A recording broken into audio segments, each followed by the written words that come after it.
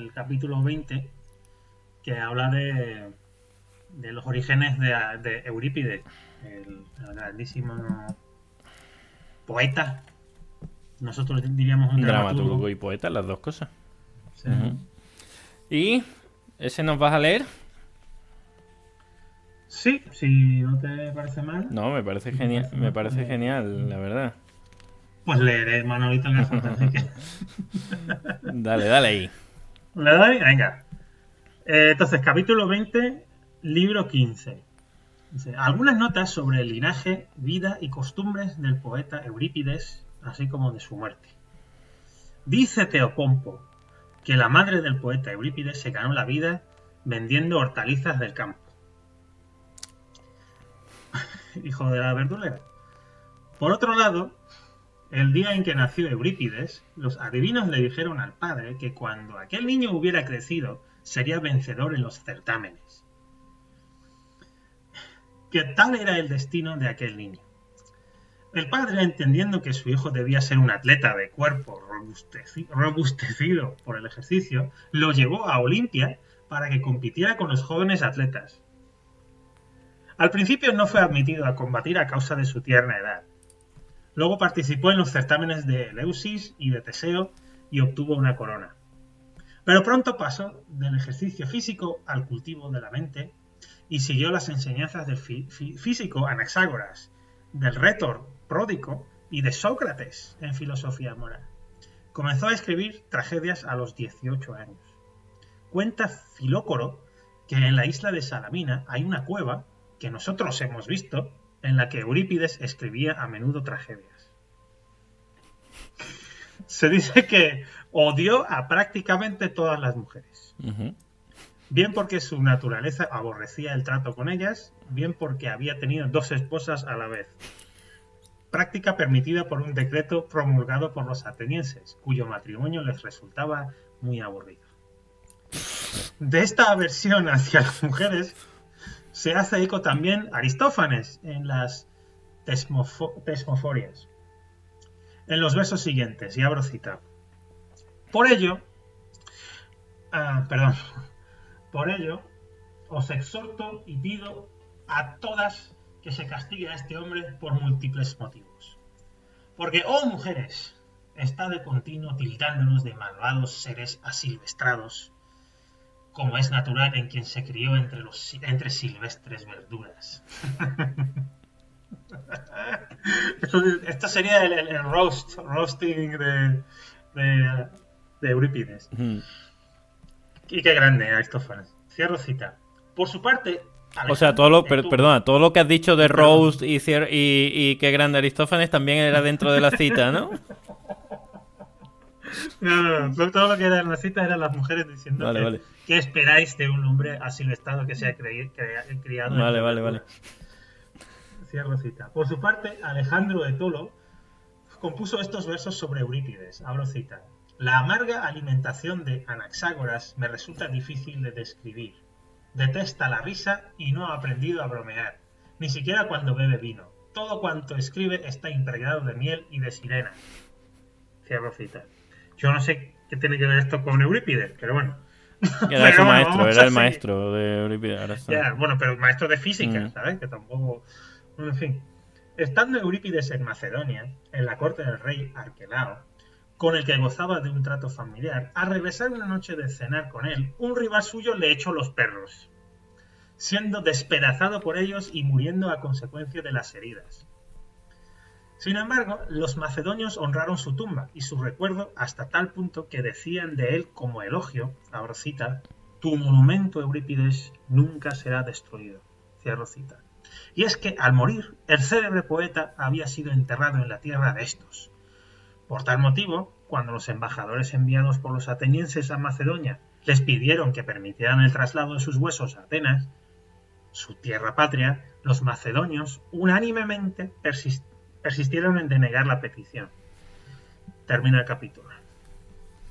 Bueno. Es que has elegido un capítulo para mi gusto redondo. Porque... ¿Sí? ¿Fernando? Sí, no. Y yo me lo has quitado. Me lo has quitado.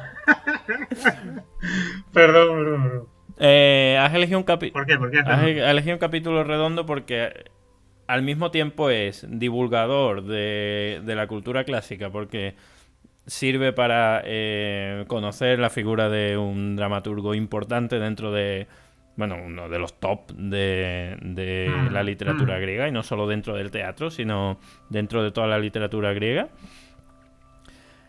Al mismo tiempo, está aportando un hecho desconocido, o por lo menos que no se suele estudiar, que es el tema de su formación con Anaxágoras y tal, y por otra parte está tirando de la típica manta del humor que tira Eulogelio, es decir, cumple yo creo que los 3 requisitos grandes que hacen grande a Eulogelio: ser importante por las citas, ser importante por quien trata, con quien trata, esto es parte del mismo. Ser riguroso al mismo tiempo que la tercera parte, que es meter bueno, lo que a nosotros nos gusta, que son los bifes estos, ¿no? Los Ese es bifes, que sí. yo por eso me quito el sombrero con tu elección, la verdad. No, hombre, gracias.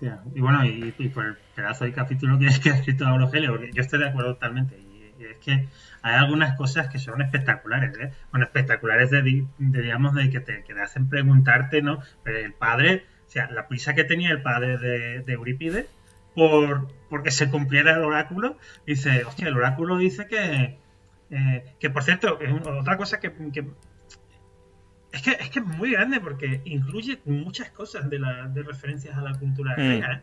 Porque, por ejemplo, sabemos, la gente sabe, mucha gente sabe, vamos a decir, Sí, la importancia del que había gente oráculo. que llevaba la importancia del oráculo y había gente que iba al oráculo a ver qué iba a pasar con sus niños, ¿no? Que iban a ser sus niños en el futuro. Pero luego el oráculo siempre es ambiguo, ¿no? Casi siempre suele ser ambiguo. Entonces, en este caso dijo certámenes, pero claro, eran certámenes De poesía. poesía en este caso. Claro, El padre pensó, bueno, que era... pero es curioso porque también denota la personalidad y la forma de pensar social de las personas, que no ha cambiado mucho. Una persona pobre entiende que vas a triunfar antes jugando al fútbol que siendo un premio Nobel. ¿Sí? Exactamente. Y porque yo no sé si en esa época ya... No había premios Nobel. ¿No? lo que no sé es si en aquella época era así o no, pero y también a lo mejor por prestigio quizás, ¿no? Ser atleta a lo mejor tenía más prestigio que... no solo en cuanto a dinero, sino que si tú eras un cómico, bueno, él no era cómico, era tragediógrafo. Trágico, pero que igual era una profesión bajuna, ¿no? De actores y de estas cosas. El actor sí, pero el escritor sí tenía, tenía honra.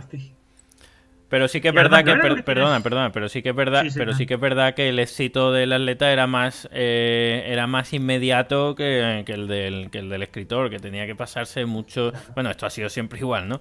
Pero que tenía que pasarse muchos años escribiendo para que empezaran a reconocerlo, para que empezaran a premiarlo, y el atleta, vamos a decir que en esa época griega y en la actual, digamos que, a ver, todo tiene su sacrificio, ¿no? Hacer pesas y estar todo el día en el gimnasio, eso tiene su sacrificio. No vamos a decir nunca que no. ¿O tú quieres decir que no? No. Pero sí que es verdad que el éxito de los futbolistas le llega antes que a un dramaturgo. Sí. Es verdad que el éxito es más inmediato. Pero es que me encanta como el padre ya lleva al niño y dice, hostia, el oráculo ha dicho que va a ganar certámenes. Le llevo ya allí y claro, me imagino que se presentó allí y es que esto es lo gracioso sin pretenderlo a lo mejor a Eulogelio, lo gracioso es que lleva al padre allí para que el niño empiece a luchar y le dicen, pero si el niño tiene 4 años, ¿qué hace aquí con sí, porque niño? Dice que somos señores de 20 años. Es que fue gracioso porque dice, lo rechazaron, pero no dice, Eulogelio no dice la edad, dice, lo rechazaron por su tierna edad, y luego cuenta que ha estado en la escuela de filosofía, que ha estado en no sé cuánto, no sé qué, y después escribió su primera obra y dice, a los 18 años. Es como todo lo que ha contado antes fue con menos. Y tío estudió física con Anaxágoras, estudió la filosofía moral de Sócrates, con Sócrates, o sea, retórica con Pródico, porque dice que, claro, al principio le rechazaron como atleta, pero es que luego participó en certámenes de Eleusis y Teseo. Y luego a los 18 años, pero bueno, sí, ya después de todo eso tenía que haberse retirado. Pero bueno, en fin. Los griegos. Eso es por no tener Instagram ni TikTok. No sé que le da tiempo de hacer más cosas.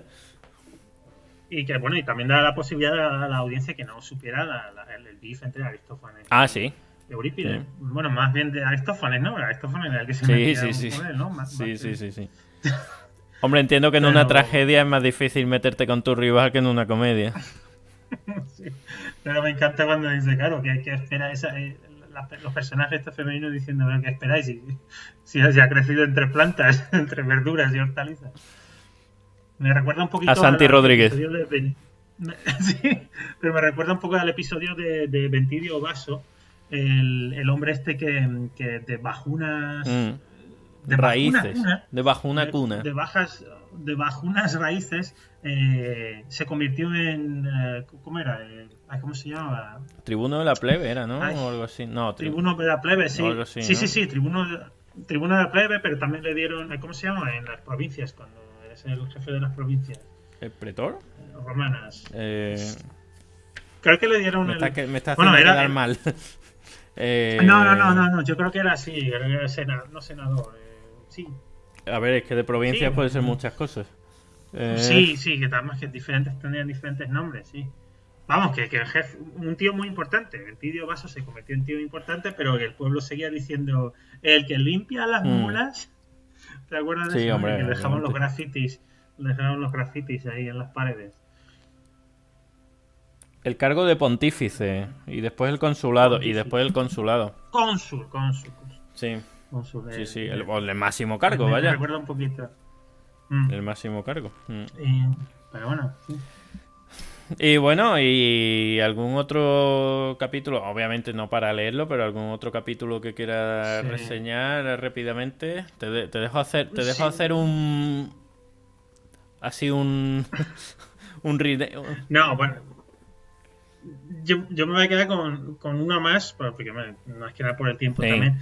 Uno más que es el mismo libro, en el 15 está el capítulo 18, que habla de, bueno, yo quiero llamarlo el Sandro Rey de Padua, que habla de cómo un sacerdote, que me encanta porque en el capítulo dice, o sea, Eulogelio quiere decir, oye, yo no te traigo aquí historias de confabulación, fábulas, perdón, o teorías conspiranoicas o mitos. Yo te estoy te traigo aquí una fuente buena. Y dices que este sacerdote era de familia noble, tenía muchísimo crédito, credibilidad, etcétera, etcétera. Y este hombre adivinó, antes de que ocurriera la guerra entre Pompeyo y Julio César, ya adivinó que en Tesalia iba a haber una batalla y iba a ganar Julio César la batalla, y no solo eso, sino que es que adivinó uno por uno cada uno de los movimientos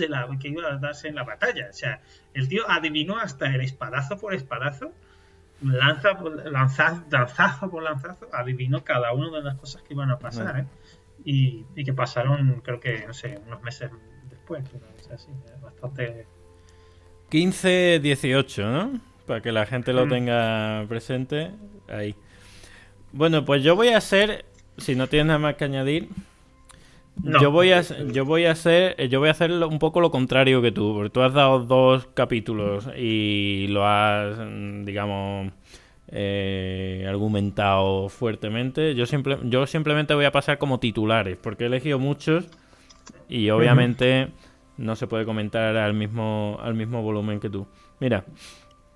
No sé si has leído el 1.6, que es el discurso de Metelo Numídico sobre por qué hay que casarse. Y le dice al pueblo, Metelo Numídico se presenta al pueblo romano y dice, ya sabemos que casarse es un fastidio, pero es un mal menor que hay que soportar como... Por eso mismo tenemos que casarnos, porque es como un desafío que nos planta la vida, ¿no? Esa es como la mujer de Sócrates, Ah, ¿no? hombre, eso también en el libro primero, por cierto. Dice, pero ¿por qué? ¿Por qué sigues casado con ella? Bueno, porque esto es un challenge para mí, para afrontar todas las dificultades de la sociedad. Eso era el libro primero, ¿eh? ¿Cuánto tiempo hace ya eso? Fíjate. El 3.13 es que me encanta, porque es como Demóstenes abandonó a Platón y se fue con Calístrato para dedicarse a la retórica en vez de a la filosofía. Estaba pasando por una lección de Calístrato. Ay. Luego también he cogido el 4.1, que es que en principio en el título no parecía gran cosa, pero es lo que decimos siempre del 1, 2, 3, ¿no? De Aulogelio. Que era como... No me acuerdo qué ponía el título. A ver qué dice el título. ¿El 4.1? El 4.1, sí. ¿Lo tienes por ahí el título?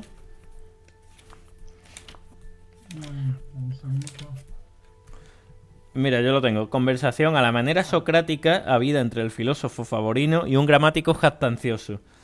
Allí se citan las palabras con las que Quinto de Cibeles definió penus. Definición que fue censurada y criticada. Era el típico de Aulogelio, para que no nos vamos a engañar, en el que Favorino llega a una clase de gramática y le dice: a mí no me importa el género que tiene penus, a mí me importa qué significa, le dice Favorino al gramático. Dice: todo el mundo sabe lo que significa penus, ¿no? Es las lentejas, el no sé qué, el aceite. Y dice: yo a ti te he pedido que me definas qué significa penus. Si yo te pregunto qué es un hombre, me dices que tú eres un hombre y yo soy un hombre. No, ¿verdad?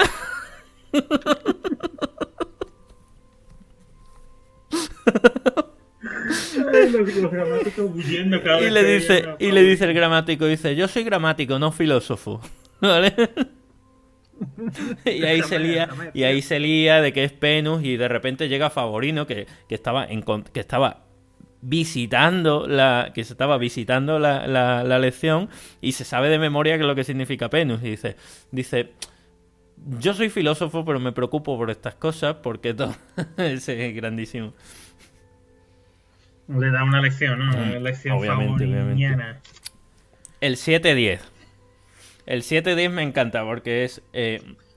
está hablando de un personaje que ahora mismo no sé si es Euclides. Voy a quedar retratado seguramente. Está hablando de un personaje que va a visitar a Sócrates, pero que le prohíben visitar a Sócrates porque había un toque de queda en su ciudad. No, en serio. Hombre, mira ¡Ey, qué casualidad! Había un toque de queda y dice que este chaval se disfrazaba de mujer y se iba andando a Atenas desde su pueblo, sí, para escuchar a Sócrates, porque tenía tanto vicio por Sócrates que se saltaba el toque de queda. y decía al final Aulogelio, dice: igualito que los jóvenes de ahora que se quedan, que los filósofos le tienen que llamar en la puerta a la lección porque se quedan borrachos.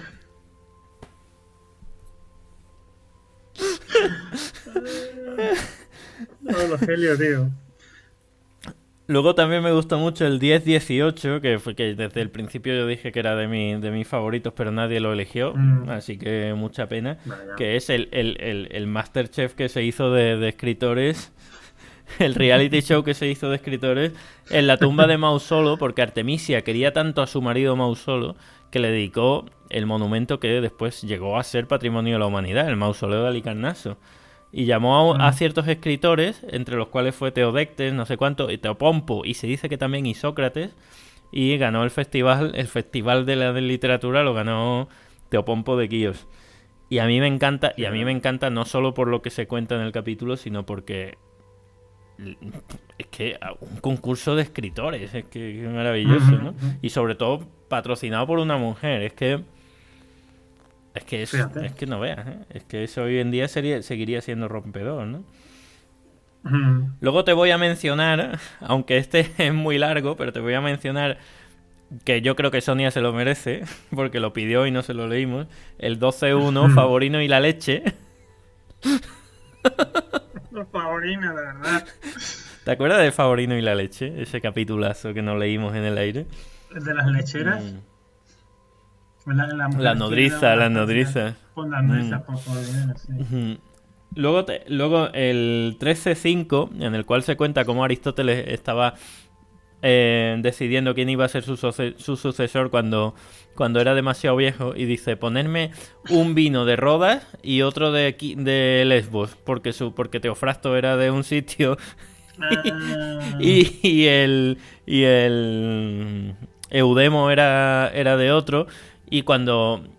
Es grandísimo el capítulo porque está bebiendo el vino de Lesbos, está bebiendo el vino de Rodas y dice, me gusta mucho este, pero el otro es más sabroso. Aristóteles se murió y los discípulos decidieron que había elegido el sucesor por el vino que más le había gustado.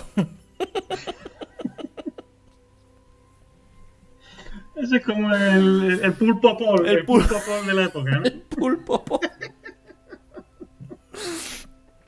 El 1321, también en el libro 13, que es uno muy largo, pero que a mí me gustó, que es los poetas antiguos le daba igual la gramática, si suena bien, pa'lante. Claro que sí, hombre. Y el último, que es el que vas a leer tú ahora, que es el 14.6, que espero que le guste a la audiencia y espero que a ti también. Oye, capítulo 6 del libro 14. ¿De qué tipo son algunas enseñanzas que tienen apariencia de erudición, pero que no resultan ni agradables ni útiles? Asimismo, cambios de nombres de algunas ciudades. Ya el título ya es Aulogelio de siempre.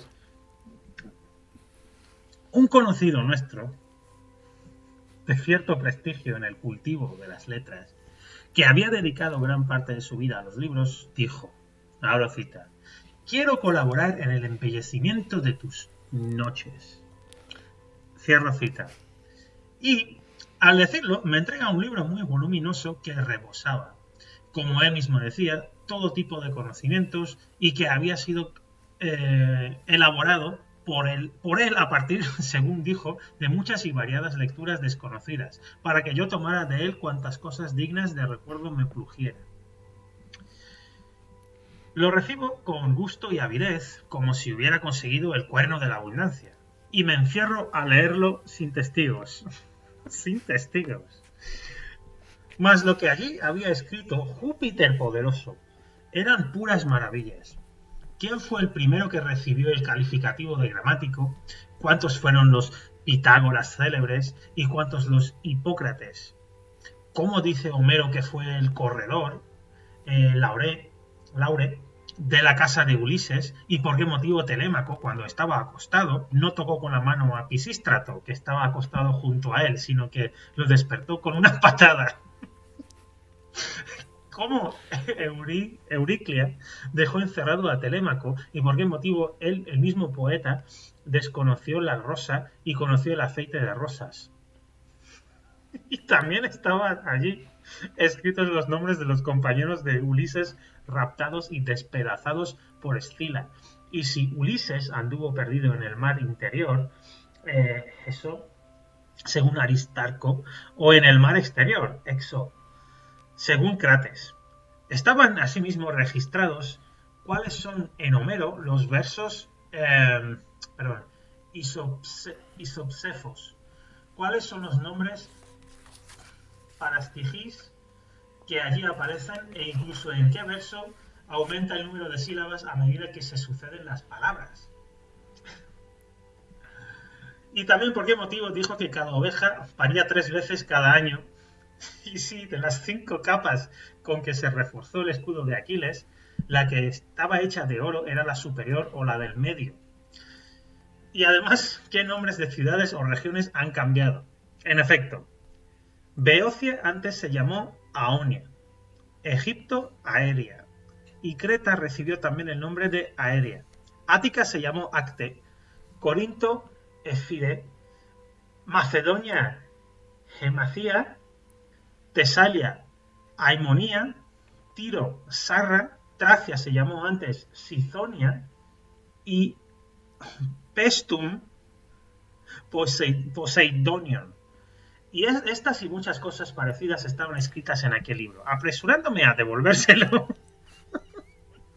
le dije a Orocita, aprovéchate tú, el más sabio de los hombres, de este gran saber y acepta este libro tan suculento que nada tiene que ver con nuestras pobres letras. Porque mis noches, a las que tú acudiste para instruirlas y adornarlas, solamente se ocupan de aquel verso de Homero que Sócrates decía preferir siempre a todas las cosas. Ahora sí, todo lo bueno y lo malo que haya ocurrido en tu casa. Cierro cita y capítulo. Madre, qué grandes. De verdad que grandes. Yo estoy totalmente de acuerdo. Este capítulo define lo que es la mentalidad de Eulogelio. O sea, ¿no te parece que Eulogelio es un tío, un señor de 60 años, 60 y tantos, 70? En el año climatérico. Así, exactamente, pero con las gafitas estas, siempre con el periódico en la mano, siempre tiene una opinión de las cosas, ¿sabes? Es que me recuerda una especie de Jaime Peñafiel en cuanto a físico, que siempre está ahí corrigiendo a la gente. En fin, ya qué grande es, ¿eh? Dice, mira, ¿tú aquí qué vienes? ¿A decirme que lo que yo he escrito está a la altura de lo que me traes? ¿Qué vienes a decirme? ¿Que tienes cosas más interesantes que yo? Pero es curioso una cosa, perdona, antes que nada, es lo único que voy a decir, lo último, pero hay una cosa que se extrae de esto. Colige, ¿no? Se colige. Se colige, exactamente, se colige de esto, es que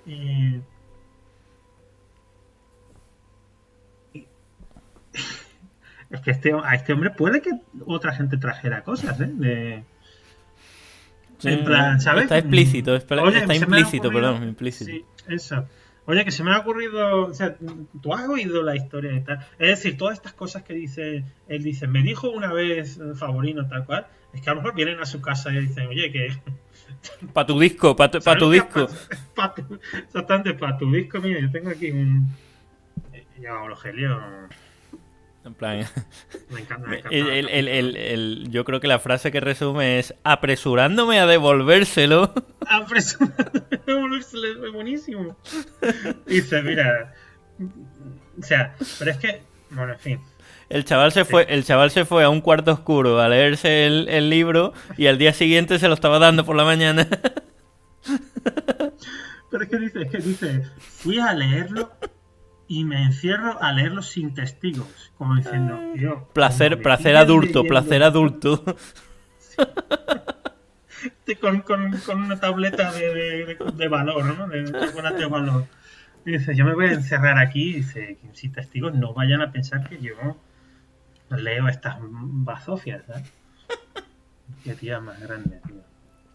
Ay. Bueno, pues esa es... Grandísima elección, grandísima elección. Hombre. Yo creo que sin quererlo por mi parte, y tú que eres más estudioso de Eulogelio, un poquito más, creo que tanto tu gusto como el mío, por lo aulogeliano. Sí. Sí, desde luego no íbamos a coger capítulos gramaticales. No. Bueno. Que bueno, si te parece cerramos ya esta sesión para pasar a... ¿Sí? ¿Te parece que cerremos esta sesión? Sí. Pues sí, cerramos esta sección para ver qué nos comentan nuestras queridas Virrena y Dionisia la bailarina. Miriam y Sonia. No respectivamente, porque Sonia es Virrena y Dionisia es Miriam.